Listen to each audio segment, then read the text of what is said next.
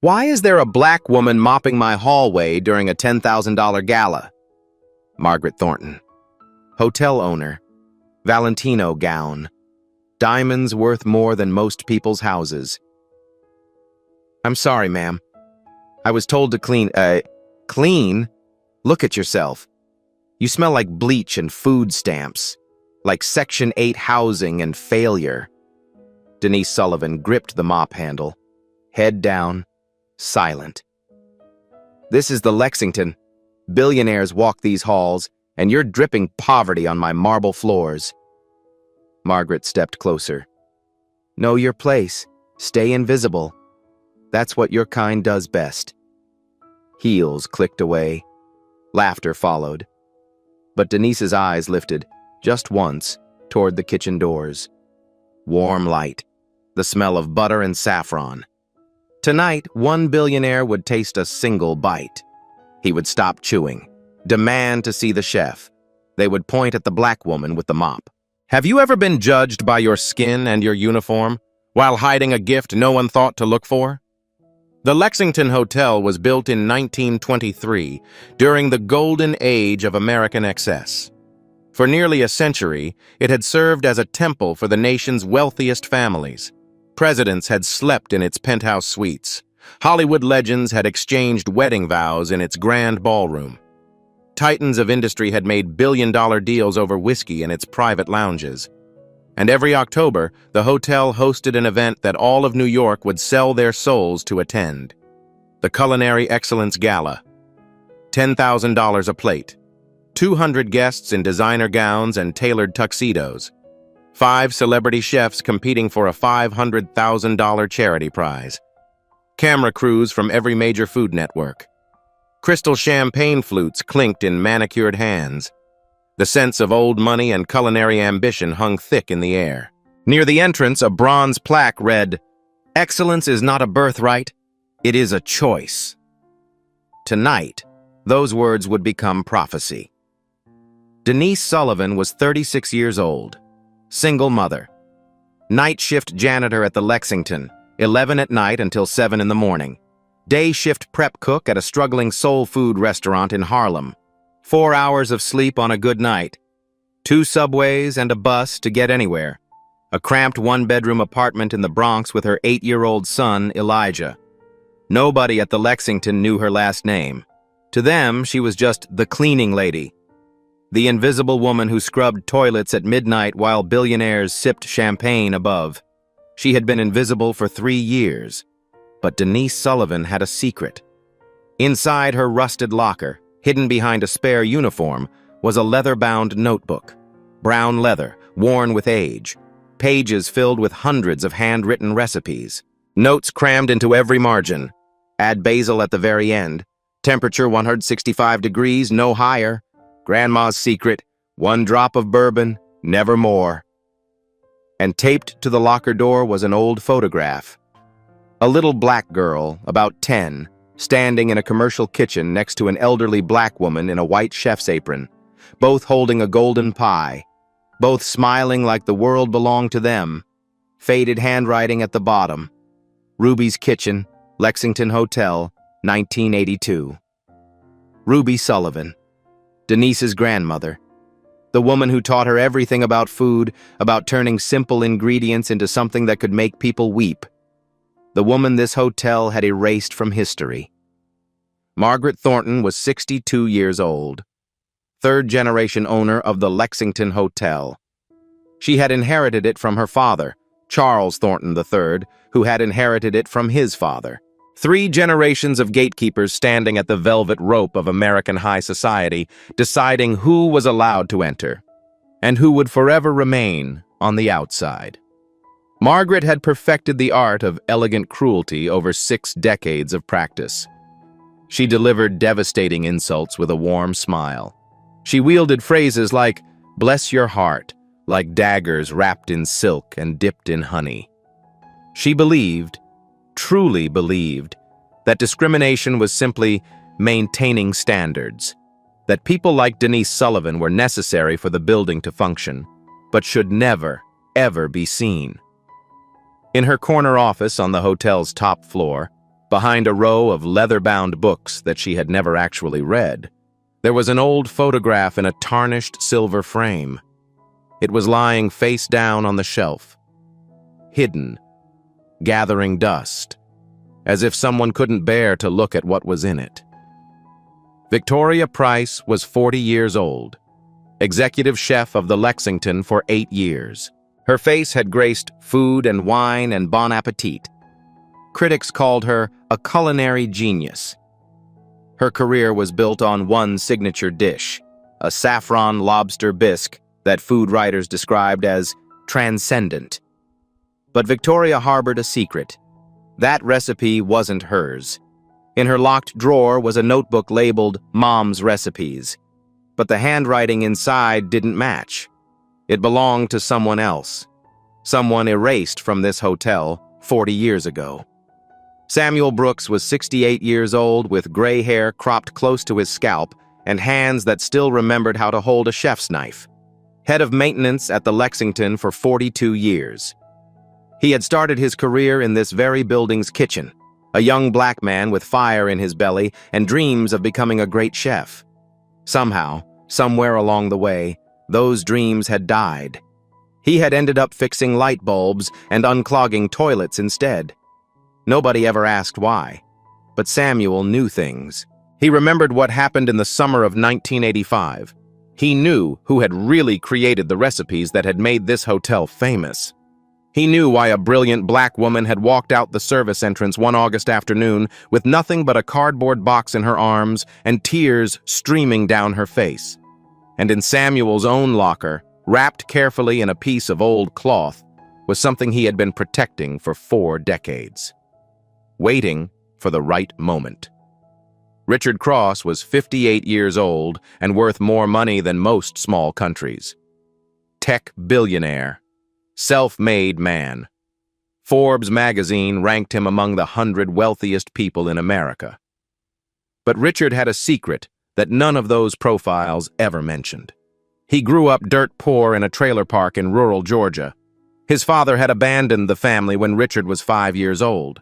His mother worked double shifts at a truck stop diner just to keep the electricity from being shut off. And his grandmother, a woman named Hattie Cross, she had raised him on meals conjured from nothing. Scraps, leftovers, love. Richard Cross knew what real food tasted like. Not the expensive kind served in Michelin-starred restaurants, the kind made with soul. Tonight, that knowledge would change everything.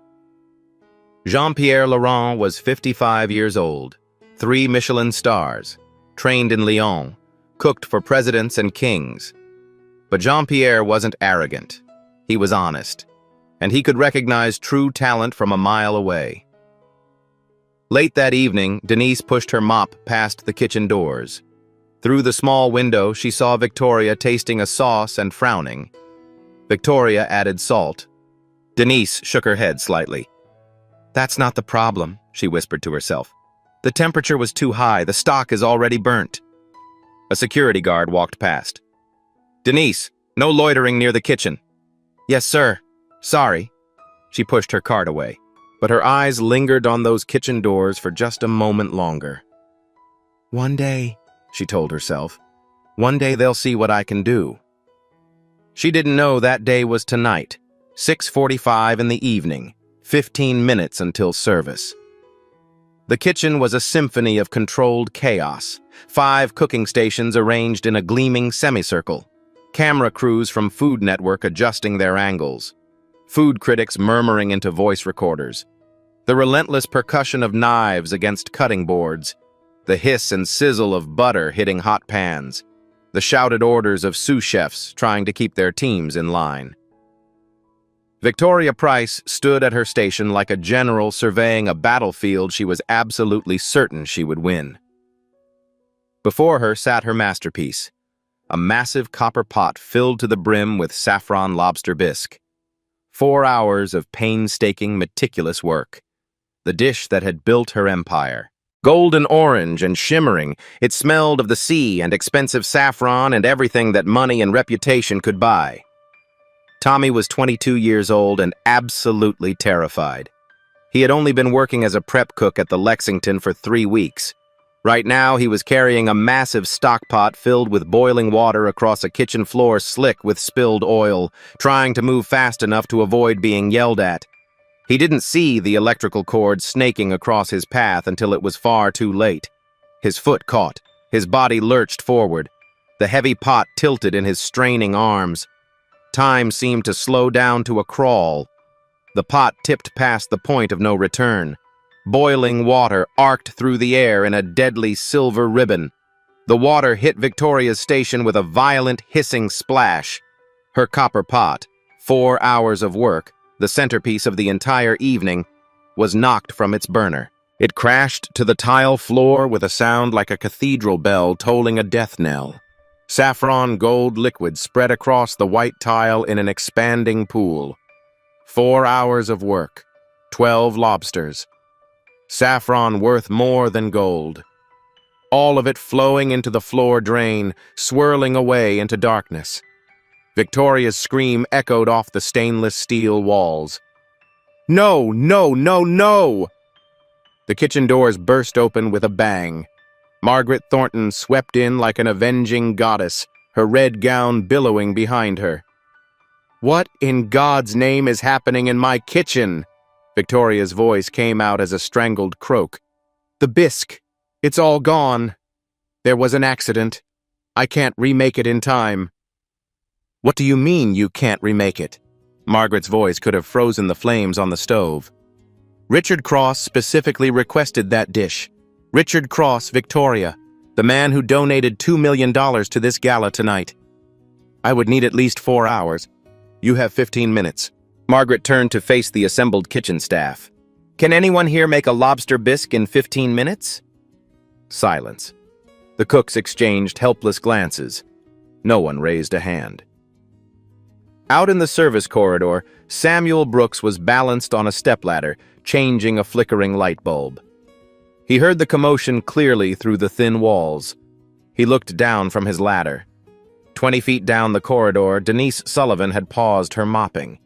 She was listening too. Their eyes met across that expanse of worn linoleum. Something passed between them in that look. An understanding. A question. A possibility. Samuel climbed down from his ladder slowly. He straightened his work shirt. Then he walked into the kitchen with the quiet confidence of a man who had spent 42 years waiting for this exact moment. Mrs. Thornton! Margaret spun around, her face twisting with irritation. What? Who are you? Samuel Brooks, ma'am. Head of maintenance. I've worked in this hotel for 42 years. He stood tall despite her withering glare. I believe I know someone who can help you with your problem. Margaret's eyes narrowed. You? You're the maintenance man. I am. But I know people in this building that you've never bothered to look at. I know someone who can make that bisque if you're willing to trust me. Margaret looked at him, looked at Victoria's devastated face, looked at the clock on the wall. Fine, 15 minutes. But if that dish doesn't appear on Richard Cross's table, you and whoever this mystery person is will never work in this building again. Samuel walked out of the kitchen and found Denise waiting in the corridor. You heard all that? I heard. You know what I'm asking you to do. Denise looked at the kitchen doors. That bisque recipe, she said quietly. Victoria's famous signature dish. I know where it really came from, Samuel. Samuel nodded slowly. I know you do, child. Cook first. Then we'll talk about the past. Denise pushed open the prep kitchen door. The ingredients were basic. Shrimp shells, rescued from the garbage bin. Heavy cream. Basic aromatics. One lonely lobster tail. A handful of common spices. Not nearly enough for a traditional French bisque. Everything about this situation was wrong. But Denise Sullivan didn't cook traditional. She cooked Sullivan. She closed her eyes, drew a breath that seemed to reach all the way down to her bones. Okay, Grandma, she whispered. Let's see if you're still with me. Her hands began to move. To truly understand what Denise Sullivan's hands were capable of creating, you have to travel backward through time. 28 years into the past. A tiny apartment kitchen in Harlem, New York. Late afternoon sunlight slanting golden through a window smudged with fingerprints. The smell of onions caramelizing slowly in a cast-iron skillet. The fragrance of garlic blooming in hot oil. Something sweet and mysterious baking in a temperamental old oven. The year was 1996. Denise Sullivan was 8 years old. She stood on a wooden step stool that wobbled slightly with every movement, her small hands gripping the counter's edge for balance, watching her grandmother move through that cramped kitchen like music made visible. Ruby Sullivan was 62 that year. She wore a white chef's apron, faded and soft from 1,000 washings. If you looked closely at the embroidered patch on the chest, you could still make out the words, Lexington Hotel. "Come here, child." Ruby's voice was warm and rich as molasses. "Put your hand over this pan. Not too close now. Feel that heat?" Little Denise stretched out her small hand. Warmth radiated up from the cast-iron skillet, gentle as a blessing. "You feel that? That little tingle? That's how you know when the oil is ready for the onions. You don't need some fancy thermometer. Your hands will tell you everything you need to know." Ruby smiled, deep wrinkles creasing around her kind eyes. "That's something no cookbook can teach. It's got to live in your bones." "Grandma?" Little Denise's voice was curious, innocent. "Where did you learn to cook so good?" Ruby's hands never stopped moving, chopping, stirring, tasting. A lifetime of muscle memory flowing through her weathered fingertips. "My mama taught me, child. Back in Alabama, when I was even younger than you. We didn't have much, but Lord, we had flavor." She chuckled softly at the memory. "Then I came up north to New York City, got myself a job at a big fancy hotel in Manhattan, worked there for 15 years, ended up running the whole kitchen, 20 cooks working under me." Little Denise's eyes went round as dinner plates. "You were the boss? Of a whole kitchen?" "Head chef, they called it. Yes, indeed, baby, I was the boss." "That's amazing. Why did you stop?" Ruby's hands paused over the cutting board, just for a heartbeat. A shadow passed across her weathered face. "They decided they didn't want me anymore, baby. Said they needed someone different." "Different how?" Ruby set down her knife, knelt down slowly until she was eye level with her granddaughter. "Different is just a word that people use when they don't want to tell you the real reason for something. Remember that, child. When somebody tells you that you're not the right fit, what they really mean is something uglier, something they're too cowardly to say out loud." A year later, Denise was 9 years old. Ruby was teaching her the philosophy that would guide her entire life. "Listen to me now, baby." Ruby's voice was serious as a sermon. "Cooking isn't about following recipes like they're the word of God. Recipes are just suggestions, starting points. A real cook, a true cook, they listen to the food. They feel it in their spirit. They put something into every dish that nobody can ever steal from them." "What's that, Grandma?" "Memory, child. Love, pain, hope, all the things that make us human." Ruby pressed a hand to her heart. "When somebody eats food you made with your whole soul, they ain't just tasting ingredients. They're tasting a piece of you. That's what makes food holy." Ruby opened the refrigerator, took out 2 small containers. "This here is my secret. White miso paste and a touch of good bourbon. Don't you ever tell nobody, you hear me? This is what makes my bisque different from everybody else's. This is Sullivan family magic." 9-year-old Denise nodded solemnly.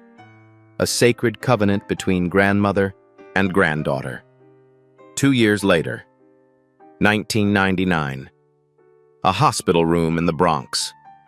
Harsh fluorescent lights buzzing overhead. the sharp smell of antiseptic and approaching death. Ruby was 64. The cancer had eaten her from the inside out. Her hand, once so strong and sure, trembled in Denise's desperate grip. Denise was 11 years old enough to understand what was happening, young enough for it to break her heart. "You remember everything I taught you, baby?" "I remember, Grandma. Every single recipe. I wrote them all down in my notebook." "Good girl." Ruby's voice was fading. "I need you to promise me something." "Anything, Grandma. Don't be silent like I was." A single tear traced down Ruby's hollow cheek. "I let them take everything from me. My recipes, my reputation, my voice. I kept my mouth shut because I was scared." Her eyes found Denise's. "Don't you be scared, baby. When your time comes, you stand up. You speak out. Promise me." "I promise, Grandma, I promise." Ruby's eyes were closing. "One day, somebody's going to taste your food and understand. Might not be me there to see it, but somebody who belongs to me. Somebody's going to show the world." Her hand went limp, but Denise held on anyway. Held on until the nurses came to gently pull her away. After Ruby died, Denise's world collapsed. Her mother spiraled into depression. No money for cooking school, no guidance. At 17, Denise got pregnant. The father disappeared within a month. She dropped out of school. At 20, she was a single mother working double shifts, applying to every restaurant in the city. 52 applications over 3 years. 52 rejections. The same questions every time. "What culinary degree do you have? Where did you train? Who have you worked under?" She had Ruby's hands. She had Ruby's gift. But she didn't have papers. So Denise took the only jobs she could get. Dishwasher, cleaner, janitor. But she never stopped cooking. Late at night after Elijah was asleep, she would stand at the tiny stove. Practice. Experiment. Fill her notebook with recipes. Waiting. The morning of the gala, Denise stood beside Elijah's bed, watching him sleep. She reached into her pocket and pulled out a folded piece of paper, a crayon drawing he had made for her the week before. The drawing showed Denise wearing a tall white chef's hat, standing in a big, bright kitchen. Above her head, in wobbly crayon letters, "Best chef in the world, my mom." Her eyes burned with tears she refused to let fall. She tucked the drawing into her uniform pocket, close to her heart. "I won't be silent forever, baby," she whispered. "One day they'll see." The back prep kitchen was dark and cramped. No cameras, no audience. Just a single flickering fluorescent light and the distant thunder of the gala preparation. 14 minutes on the clock. Denise stood at the stainless steel counter, surveying what she had to work with. Shrimp shells, rescued from the garbage. Heavy cream, basic aromatics. One small lobster tail, a handful of common spices. Not nearly enough for a traditional French bisque. But Denise didn't cook traditional. She closed her eyes, took a breath that reached all the way down to her bones. When she opened her eyes, her hands began to move with a certainty that seemed to come from somewhere beyond herself. Step 1. Building the base. She threw a handful of shrimp shells into a screaming hot pan slicked with butter and a spoonful of tomato paste. The kitchen filled with a violent sizzle. Most professional chefs throw away shrimp shells. They consider them garbage. But Ruby Sullivan had taught her granddaughter to see differently. The shells contained the purest essence of the sea, concentrated ocean flavor that most cooks were too blind to recognize. "Wait for the edges to char," Denise whispered. "Don't be afraid of the color. The color is where the flavor lives." The shells turned deep amber, then almost burnt orange. A smell rose from the pan, sweet and briny and impossibly deep. Step 2. Building complexity. Denise grabbed a bottle of brandy, poured it into the pan. Flames erupted towards the ceiling, 3 feet high, dancing orange and blue. She didn't flinch. She stood her ground and watched the fire consume the alcohol, leaving behind nothing but depth. When the flames died, she added white wine, fresh thyme, 2 bay leaves, let it bubble and reduce. Samuel had positioned himself at the kitchen doorway, his body blocking the view of anyone who might walk past. "Sweet, merciful Jesus," he breathed. "She moves just like Ruby used to." Step 3. The cream. This was where most chefs went wrong. They dumped cold cream into a hot pot and wondered why their bisque tasted flat. Denise did something different. She poured warm cream into a small bowl, dropped in saffron threads, those impossibly expensive threads that cost more per ounce than gold, and she let them sit. "Never throw saffron into direct heat," she murmured. "Let it bloom. Let it wake up slowly. Give it time to release its soul." The saffron unfurled in the warm cream like tiny flowers opening to the sun. The liquid turned golden, then deeper, then the color of a Mediterranean sunset. She added the bloomed cream to the main pot. Colors swirled together, orange and gold and amber. Step 4. The secret weapon. Denise paused, looked around, listened. No one watching. She reached into her uniform pocket and pulled out a small plastic container she had brought from home. White miso paste. No classically trained French chef would ever dream of adding Japanese miso to a French bisque. It would be considered sacrilege. But Ruby Sullivan understood what all those fancy culinary school graduates never could. Umami has no nationality. Flavor knows no borders. 1 small spoonful, stirred in gently. Then, 1 drop of bourbon. Just 1. For you, Grandma. Step 5. The finish. Denise strained the liquid through cheesecloth. It poured out like liquid silk, smooth and glossy and perfect. She ladled it into a pristine white bowl, garnished with a seared piece of lobster tail, a drop of chive oil, a whisper of freshly cracked pepper. The clock showed 45 seconds remaining. Denise slid the bowl across the counter toward Samuel. "It's done. Get it out there. Don't tell anyone where it came from." She stripped off the borrowed apron, picked up her mop, walked out of the prep kitchen like nothing had happened, back to being the invisible woman with the cleaning cart. The ballroom was a sea of designer gowns and tailored tuxedos, 200 guests sipping champagne. Samuel moved through the crowd unseen and handed the bowl to Victoria in a quiet corner. Victoria stared at it. "Where did this come from? Who made it? You want to save your career tonight, or you want to ask questions?" No choice. She carried it to the judge's table, placed it in front of Richard Cross with her most confident smile. "My saffron lobster bisque, prepared specially for you, Mr. Cross." Richard looked at the bowl without interest.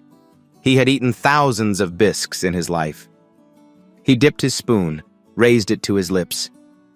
The moment that liquid touched his tongue, everything changed. He stopped chewing. His eyes went wide.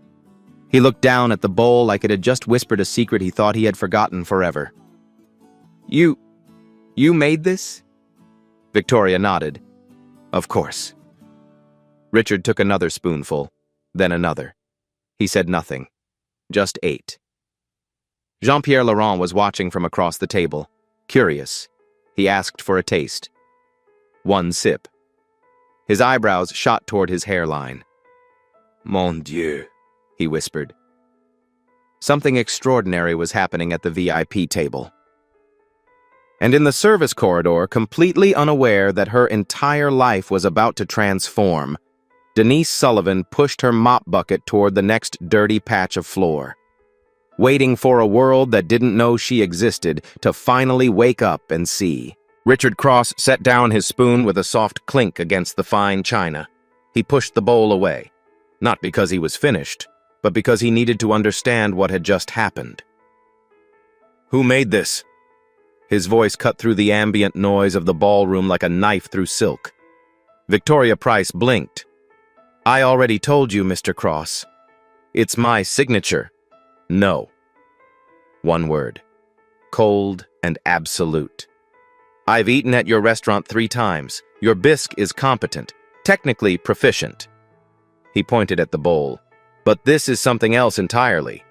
There's miso in here. Bourbon.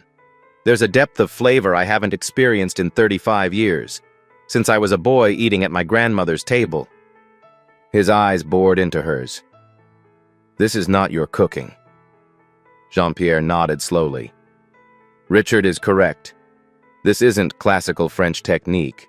This is jazz, improvisation, soul music in liquid form.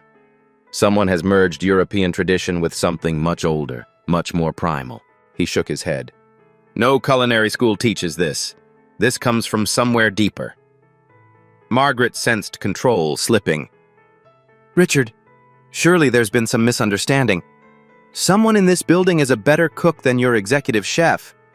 I want to meet them, right now. Victoria's face went pale as bone. Excuse me for just one moment. She walked quickly out of the ballroom and found Denise mopping near the kitchen entrance. Samuel was standing nearby. Victoria grabbed Denise's arm hard enough to leave bruises and dragged her into a dark alcove. Who the hell are you? Victoria's whisper was venomous. Where did you get that recipe? Denise kept her voice steady. I don't know what you're talking about. Don't play stupid. Someone cooked in the back prep kitchen. Miso and bourbon. That combination isn't in any of my recipes. Victoria's nails dug into Denise's flesh. How did you know those ingredients? Denise raised her eyes and met Victoria's gaze without flinching. Because it's not your recipe. It never was. It belongs to my grandmother, Ruby Sullivan. The name hit Victoria like a physical blow. She staggered backward. What do you know about Ruby Sullivan? I know she was head chef at this hotel for 15 years. I know she created every signature dish this restaurant became famous for. And I know someone stole her recipes and built a career on the theft. Victoria's face cycled through shock, fear, and finally cold menace. Listen to me very carefully. Her voice dropped to a deadly whisper. You're a janitor. You have no degree, no certification. If you say one word about this to anyone, I'll report you for trespassing and health code violations. You'll be fired, blacklisted from every hotel in Manhattan. She stepped closer. And let's not forget, you're a single mother. An 8-year-old boy named Elijah? Child Protective Services takes a very dim view of mothers who work 16-hour shifts and leave their children unsupervised. One phone call from me and social workers will be knocking on your door. The blood drained from Denise's face. This wasn't about her anymore. This was about Elijah. Walk away. Forget tonight ever happened, and pray that I forget too. Victoria walked away. Her heels echoed like gunshots. Samuel appeared beside Denise. You all right? She knows my grandmother's name. How does she know about Ruby? Samuel was quiet for a long moment. Because that bisque recipe, Victoria didn't create it. Her mother worked here in the 80s, and her mother learned that recipe from your grandmother. Learned? Stole, Denise. They made Ruby write down every recipe she had ever created. 2 weeks later, they fired her. Said she didn't fit the new image they wanted for the restaurant. Denise felt the floor tilt beneath her feet. They stole her recipes, then threw her away like garbage? Your grandmother walked out the service entrance with nothing but a cardboard box. No one said goodbye. No one said thank you. Tears burned in Denise's eyes. She never told me any of this. She was ashamed, not because she did anything wrong, but because they made her feel worthless. Samuel put a gentle hand on her shoulder. But tonight, you proved who that recipe really belongs to. In the ballroom, Richard Cross was losing patience. I'm still waiting for an answer. Who made that bisque? Margaret attempted to regain control. Richard, Victoria has confirmed. Victoria is lying. And frankly, Margaret, I suspect you know more about this than you're admitting." The room went silent. "Search the kitchen staff," Margaret commanded. "Question everyone." Kitchen workers were lined up, questioned one by one. Each one denied knowledge. Derek Hayes stood in the shadows near the service entrance. He had seen Denise enter the prep kitchen. He had seen Samuel standing guard. He knew exactly what had happened. Victoria materialized beside him. "Derek, tell me what you saw tonight." "I didn't see anything, Chef." "Don't insult my intelligence." She leaned closer. "You want that head chef position that's opening up in the spring? One word from me and it's yours. Or one word about your reliability issues, and you'll never work in a professional kitchen again. Your choice." Derek looked across the room at Denise. Denise, who had shared her homemade lunches with him during late shifts, who had asked about his mother's chemotherapy when nobody else even knew she was sick, who had treated him like a human being. His hands were trembling. I saw someone. In the back prep kitchen. The janitor. The woman with the mop. I saw her cooking." Victoria's face lit up with triumph. Margaret raised her voice. "Security! Over here!" 2 guards appeared. "That woman there," Margaret pointed at Denise. "The janitor. She illegally entered the kitchen. Remove her from the building immediately." Every eye in the ballroom turned to stare at Denise. She stood there in her gray uniform, mop handle in her hands, utterly alone in a sea of designer gowns and $1,000 suits. Margaret's lip curled. The cleaning lady. How utterly predictable. The guards grabbed Denise's arms. "You want to know who made that bisque?" Denise's voice rang out clear and strong, directed at Richard Cross. "It was me. And that recipe doesn't belong to anyone in this room except me. It belongs to my grandmother, Ruby Sullivan, the woman this hotel erased." "Get her out," Margaret snapped. "Now." They dragged her toward the service exit. Halfway there, something fell from Denise's uniform pocket. Elijah's drawing. It fluttered to the floor. A guard's heavy boot came down on it, leaving a black print across the crayon image of a smiling woman in a chef's hat. Denise saw it happen. "Wait, please. The drawing. Keep moving." The service door slammed shut behind her. Denise found herself in the dark alley behind the hotel. Dumpsters, graffiti, the smell of rotting food and broken dreams. She slid down against the cold brick wall. And for the first time in years, Denise Sullivan allowed herself to cry. Inside the hotel, Samuel spotted the crumpled drawing on the floor. He picked it up carefully. The boot print was clearly visible, a dark smear across Elijah's wobbly letters. "Best chef in the world. My mom." Samuel's eyes filled with tears. He walked to his locker, reached behind his spare uniform, pulled out something wrapped in old cloth, a leather notebook, aged and worn, the same handwriting as Denise's notebook, but older. Ruby Sullivan's original recipe book. The day Ruby was fired, she had given it to him. "Keep it safe," she had said.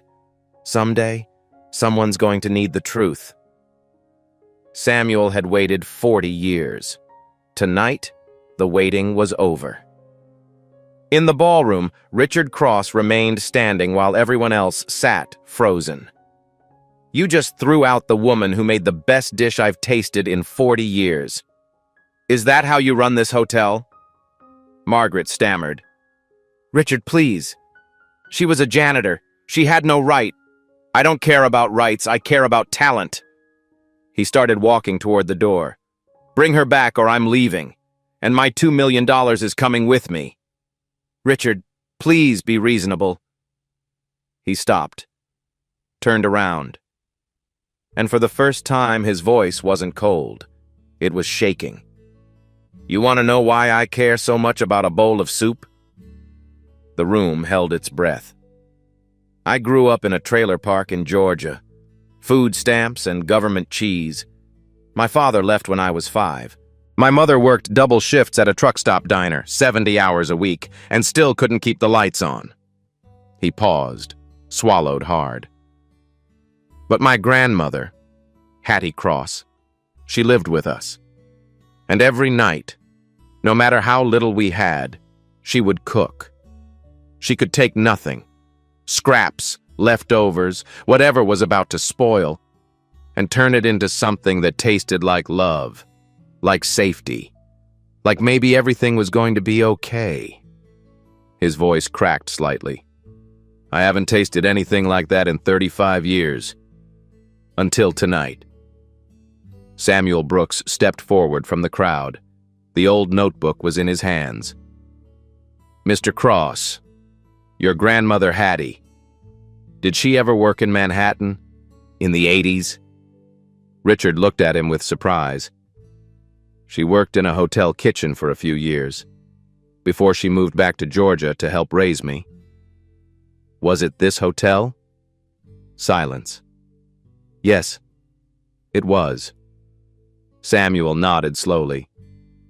Hattie worked alongside a woman named Ruby Sullivan, head chef. Ruby taught Hattie everything she knew about cooking. The way Hattie cooked for you, the meals that got you through those hard years. She learned all of it from Ruby. Richard's face changed, something ancient moving beneath the surface. The woman you just threw out is Ruby's granddaughter. She learned from her grandmother. Same recipes, same techniques, same soul. Samuel held up the old notebook. This is Ruby Sullivan's original recipe book. She gave it to me in 1985, the day this hotel fired her. Richard looked at the notebook, looked at Samuel, looked at Margaret. His voice turned to steel. Bring her back, now! The service door opened. Denise walked back into the ballroom, still in her gray uniform, eyes red from crying, but her head was high. 200 people stared at her in silence. Richard Cross walked toward her. You're Ruby Sullivan's granddaughter? Yes. Your grandmother taught my grandmother to cook. Every meal that got me through my childhood.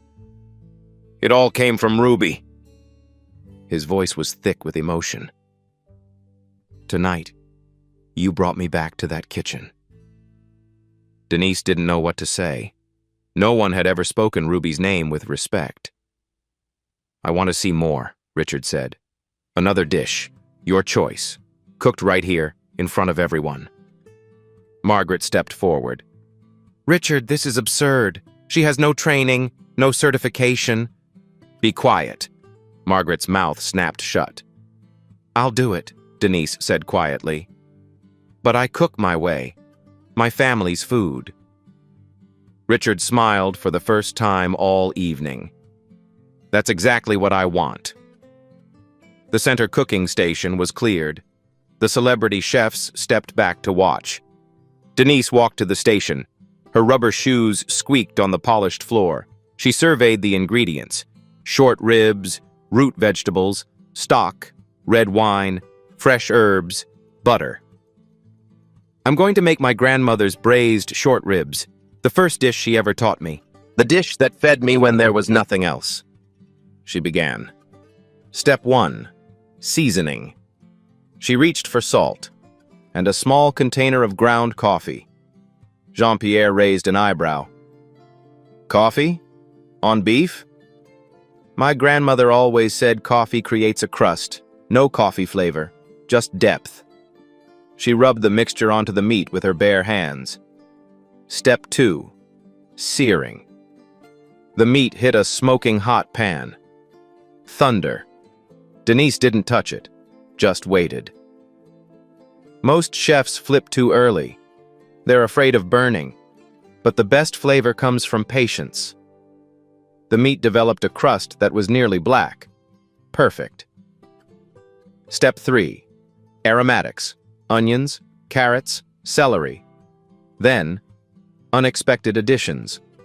Ginger, star anise, cinnamon. Jean-Pierre leaned forward.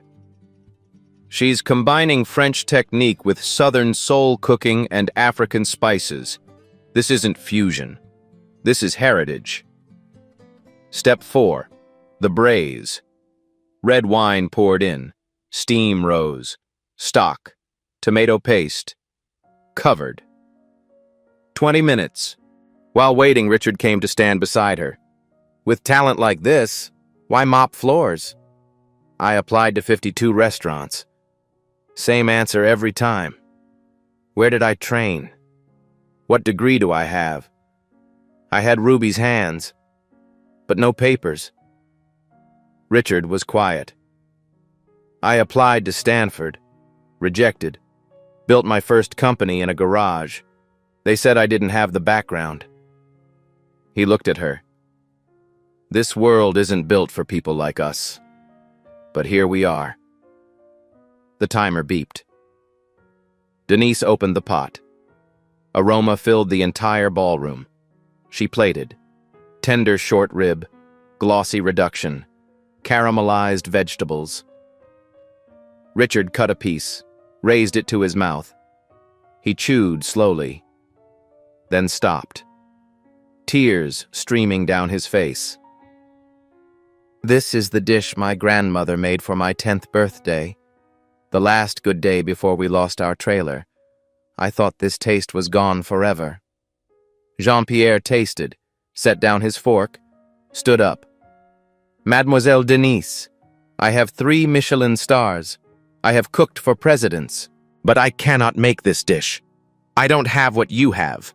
Memory, love, pain, hope. This isn't cooking. This is art.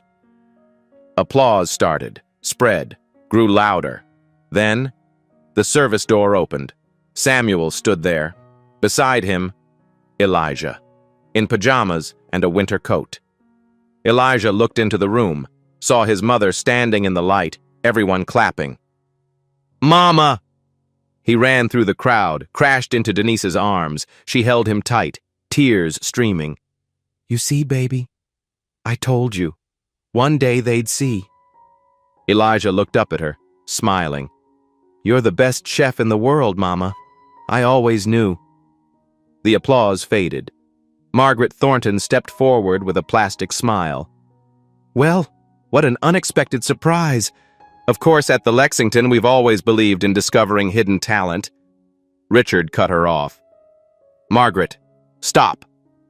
She froze. 30 minutes ago, you called this woman a janitor and had her dragged out the back door. I heard you say she smelled like poverty. Now you want credit? Whispers spread through the crowd. Phones appeared, recording. Denise stepped forward, Elijah's hand in hers. Mrs. Thornton, 40 years ago, my grandmother, Ruby Sullivan, was head chef at this hotel. The room went silent. 15 years she worked here, created every signature dish this place is famous for. And in 1985, your family made her write down all her recipes, then fired her, because she didn't fit the new image. Margaret's jaw tightened. That was 40 years ago. I wasn't even... But the recipes stayed. Denise's voice was steady. The bisque that made Victoria famous? That was my grandmother's recipe. Stolen. Rebranded. While my grandmother died in poverty. Samuel stepped forward with the old notebook. I started in this kitchen alongside Ruby. The day they fired her, she gave me this. He opened it. Ruby's handwriting. Ruby Sullivan's original recipe book, Saffron Lobster Bisque, created 1978, 7 years before Victoria Price was born. Victoria's face drained of color. My mother improved. You just admitted it came from somewhere else, Richard said coldly. He faced the crowd. Everyone here tonight witnessed what happens when people in power decide who gets seen and who stays invisible. Ruby Sullivan was a genius. She was erased because of her skin color. Her granddaughter has the same gift, and 20 minutes ago she was dragged out like a criminal. He looked at Margaret. I own 15% of this hotel. I'm demanding a full investigation into hiring and termination practices over the past 40 years. Anyone responsible for discrimination will be removed. Margaret stood alone. No allies, no support. Denise looked at her without hatred, just truth. You said I smelled like poverty. You were right. I smell like overnight shifts mopping floors, like 2-hour bus rides, like raising a child alone without knowing if I can make rent. She held up her hands, rough, cracked, scarred. But these hands know something no one in this room can buy. They know how to make a billionaire cry with a single bite. You looked at me for 3 years and saw nothing. Tonight, everyone saw. She turned, took Elijah's hand, walked toward Samuel. Margaret stood alone. Behind her, the plaque on the wall. Excellence is not a birthright. It is a choice. She had spent her life making the wrong choice. That night, after the guests left, Denise sat in the employee break room, Elijah asleep on her shoulder. Around her, the housekeepers, the porters, the security guards, the invisible workforce of the Lexington, finally seeing one of their own rise. Janelle, a young kitchen porter, showed Denise her phone. You're trending. #MopChef rises. 50,000 tweets in 2 hours. Samuel approached. Something in his hand, Elijah's drawing, still had the boot print on it, but intact. Denise held it to her chest, tears falling. Thank you, Samuel, for everything. Don't thank me. Ruby would be proud. 1 week later, the fallout began. New York Times front page, The Mop Chef, How a Janitor Exposed Decades of Culinary Theft. CNN, MSNBC. The videos had been viewed 40 million times. A board member entered Margaret's office. The board has decided, for the good of the hotel, you should resign as CEO. I built this hotel. Your father built it. You destroyed its legacy. Margaret signed the resignation letter. Victoria Price fared worse. Her social media flooded with accusations. Recipe thief. Career built on lies. Every restaurant withdrew partnerships. Every network went silent. She disappeared from public life. 1 month later. Tribeca, Manhattan. A new restaurant opened. Harvest, owned by Richard Cross. Denise walked in wearing a white chef's coat. Her name embroidered, Chef Denise Sullivan. Her team gathered, young cooks from backgrounds like hers. In this kitchen, I don't care where you went to school. I don't care who you know. I care if you love food. I care if you're willing to learn. Yes, chef. I mopped floors for 15 years waiting for a chance. You have that chance now. Don't waste it. Yes, chef. Outside the restaurant, after service, Derek Hayes was waiting. Denise, can I have a minute? She stopped, said nothing. I know you have no reason to forgive me. I was scared. I was selfish. I threw you under the bus to protect myself. Yes, you did. I'm not asking forgiveness. I just want you to know. I understand now. Fear isn't an excuse for betrayal. Denise looked at him for a long moment. I don't forgive you, but I don't hate you either. Life will teach you what I don't need to. She walked away. 3 months later. Harvest was the hottest reservation in New York. The menu's first page featured Ruby's Bisque, original recipe by Ruby Sullivan, 1978, restored by her granddaughter, Denise Sullivan. Richard sat with investors. You ask why I invested $10 million? Because I believe in the person in that kitchen. She waited a lifetime to be seen. Now the whole world is watching. 6 months later. Harlem.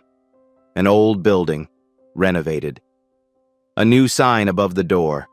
Ruby Sullivan Culinary Center.